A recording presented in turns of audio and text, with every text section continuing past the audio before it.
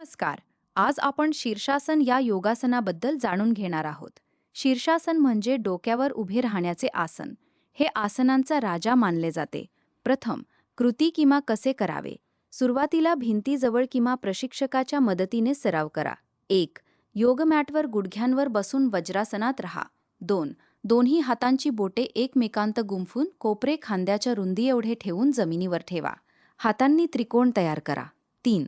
डोक्याचा वरचा भाग म्हणजे टाळू जमिनीवर ठेवा आणि बोटांनी डोक्याला आधार द्या. वजन मुख्यतः हातांवर असावे, मानेवर नाही. 4. गुडघे उचलून नितंब वर करा आणि पाय हळूहळू डोक्याजवळ आणा. 5. एका वेळी एक पाय किंवा दोन्ही पाय हळूवार वर उचला आणि शरीर सरळ ठेवा. 6.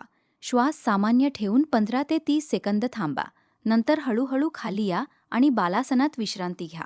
फायदे: मेंदूत रक्ताभिसरण वाढते, स्मरणशक्ती आणि एकाग्रता सुधारते. खांदे, बाहू, मानेचे स्नायू आणि कोर मजबूत होतात. पचन सुधारते. तणाव आणि चिंता कमी होते. चेहऱ्याला चमक येते आणि केसांच्या वाढीस मदत होते. शरीराचा समतोल वाढतो.